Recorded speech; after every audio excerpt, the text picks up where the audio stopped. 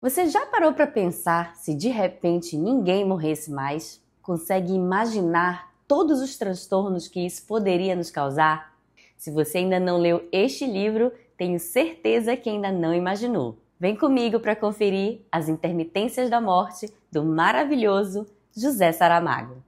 Intermitências é um livro relativamente pequeno, de aproximadamente 200 páginas, que foi publicado no ano de 2005 e é, portanto, relativamente recente na linha do tempo de produção do Saramago, cujas obras mais importantes estão ali entre as décadas de 1980 e 90. Os diálogos são bem objetivos, com uma pitadinha de ironia, o que deixa o livro um pouco engraçado, mas, na minha opinião, não é uma leitura que a gente possa considerar leve, como costumam dizer por aí. No dia seguinte, ninguém morreu. É assim que começa essa singela obra do nosso português preferido. Sou um pouco suspeita para falar porque, de fato, sou apaixonada por Saramago. Para mim está no top 5 de escritores preferidos da vida, mas ele é realmente tudo isso que eu estou falando aqui. Um fato completamente inesperado na história da humanidade ocorre nesse país fictício. A partir de 1º de janeiro, ninguém morreu. Nada, zero morte. Nem por doença, nem por queda, nem por acidente, nem por qualquer outro motivo. Nem mesmo quando os bombeiros, segundo o livro, tiravam os destroços dos corpos humanos de um acidente em que todos deveriam estar mortos e bem mortos pela energia da colisão, todos se mantinham vivos apesar da gravidade dos ferimentos. Esse livro nos leva a uma reflexão sem precedentes sobre o peso da imortalidade. Será que seria mesmo uma boa ideia que a morte não existisse mais? Saramago nos induz a viajar na compreensão não somente biológica, mas social, bioética e econômica do fenômeno morte. É realmente um paradoxo que a morte, que representa justamente a finitude da vida, seja tão necessária para a renovação e perpetuação da própria vida. Começa então um debate entre os mais diversos setores da sociedade. O cardeal, preocupado com o futuro da igreja, faz uma observação. Sem morte não há ressurreição, e sem ressurreição não há igreja. O primeiro-ministro interpela o cardeal. O que a igreja vai fazer se nunca mais ninguém morrer? E aí o cardeal devolve a pergunta: o que é que o Estado vai fazer se nunca mais ninguém morrer? Nesse mesmo debate, o cardeal lembra ao primeiro-ministro que, pelo menos fora das fronteiras do país, se continua a morrer com toda a normalidade e que isso é um bom sinal. Ao que o primeiro-ministro responde: é uma questão de ponto de vista e talvez fora das fronteiras estejam olhando para a gente como se a gente fosse o novo paraíso. O cardeal então completa: ou um inferno se eles forem inteligentes. Esse diálogo dá o tom do restante do livro, que vai trazer várias reflexões bem pertinentes, bem humoradas, algumas mais ácidas ao bom estilo de Saramago, como a gente vai ver agora. Mas antes me digam, quem vocês acham que entraria em colapso primeiro? A igreja ou o Estado? Aliás, esse vácuo de poder que a igreja e o Estado podem deixar dá margem a uma entidade muito interessante, a máfia, que vai tentar se aproveitar dessa lacuna. Qualquer semelhança com a realidade não é mera coincidência. Saramago mostra que essa surpresa que a ausência da morte causou foi ao encontro do maior sonho da humanidade, que, de acordo com ele, desde o princípio dos tempos, é desfrutar de uma vida eterna na Terra. Ou seja, pelo menos num primeiro momento, quem é que não gostaria de nunca morrer? Importantes setores profissionais vão trazer suas aflições também. O setor funerário fica brutalmente desprovido de sua matéria-prima. As seguradoras tentam várias alternativas para fugir da crise. O setor hospitalar, então, entra em curto-circuito. Ou, segundo o livro, em termos menos técnicos, sofre um engarrafamento como o dos automóveis.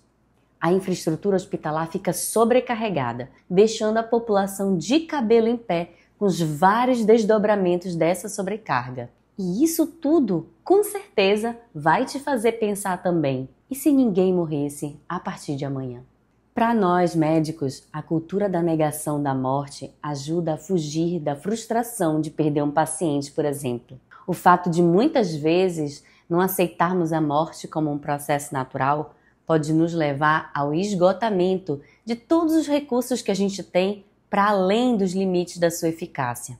Mas o que Saramago nos leva a refletir aqui é que a morte valida a vida. A morte dá sentido à vida. E que a gente precisa encarar os dois fenômenos não como sendo opostos, mas complementares. A ausência da morte desencadeia problemas de cunho social, tanto coletivo quanto individual, até que os valores morais começam a ser totalmente invertidos. Uma loucura, gente! Saramago quer nos mostrar que, por incrível que pareça, a ausência da morte traz a desumanização da sociedade e que as pessoas vão se importando cada vez menos umas com as outras e começam a ser tratadas como peso, como estorvo. Paralelamente a isso, ele mostra que valores como amor, gratidão, compaixão, respeito são valores indispensáveis para a nossa sobrevivência enquanto sociedade.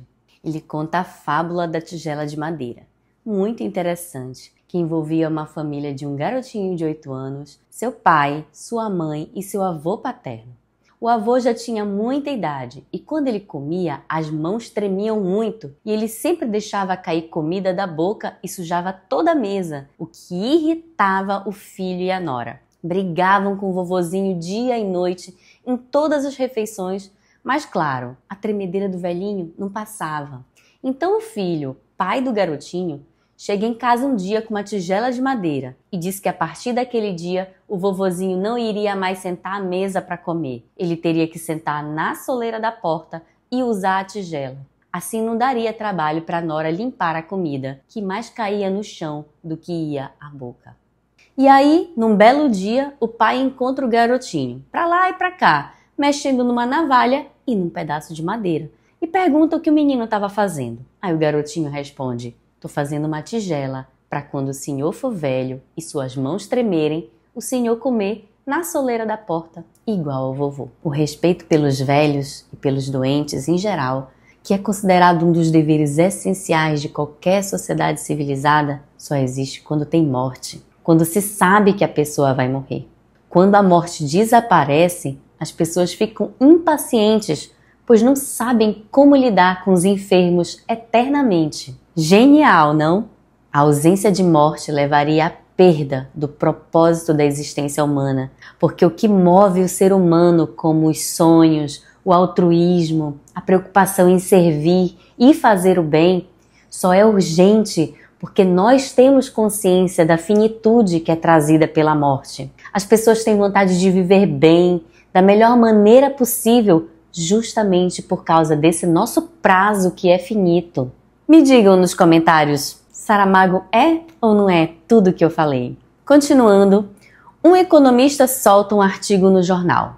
Ei, com que dinheiro o país vai pagar as pensões das milhões de pessoas permanentemente inválidas e que assim vão continuar pelo século dos séculos? Tanto faz a progressão se aritmética ou geométrica, de qualquer maneira a gente teria o colapso do Estado, confusão, balbúrdia, salve-se quem puder, e ninguém se salvaria. Só restava a igreja esperar pela consumação dos tempos. A empolgação pelo desaparecimento da morte dá lugar ao desespero. O que antes parecia o auge, a felicidade plena, não era afinal uma coisa tão boa assim. Lembram que eu falei da máfia? Essa máfia vai explorar ao máximo a vulnerabilidade das pessoas, que não aguentam mais lidar com o sofrimento dos seus moribundos, não sabem como lidar com os excrementos, com as dores e suores dos enfermos. A máfia percebe nisso uma grande oportunidade para controlar o comércio da morte. Já que fora das fronteiras está se morrendo normalmente, a máfia vai ofertar o traslado desses doentes para outros países, para que as pessoas possam morrer. E aí, problema resolvido? Claro que não, né? Vamos assistir ainda a uma crise de consciência coletiva, em que as pessoas depois vão entrar em parafuso. Peraí, o que a gente está fazendo? Se eu tô pagando para a máfia levar meu doente morrer em outro lugar, isso é homicídio? Eu sou homicida? Pessoal, só abrindo um parêntese aqui, Saramago é literatura de altíssimo nível, como já deve ter dado para perceber. Não é escritor que rima gato com sapato e acha que está arrasando. Todas as palavras, todas as vírgulas, o ritmo do texto, até o jeito peculiar de lhe escrever é intencional. Acreditem, nenhuma palavra está ali por acaso. Já pensaram no tamanho do privilégio que é poder ler um escritor desse quilate na nossa língua materna? Para encerrar, deixo uma reflexão, mais uma, diretamente do livro. A propósito, não resistiremos recordar que a morte, por si mesma, sozinha, sem qualquer ajuda externa, sempre matou muito menos do que o homem. Se você gostou desse conteúdo, deixe seu like e se inscreva no canal. Até o próximo vídeo!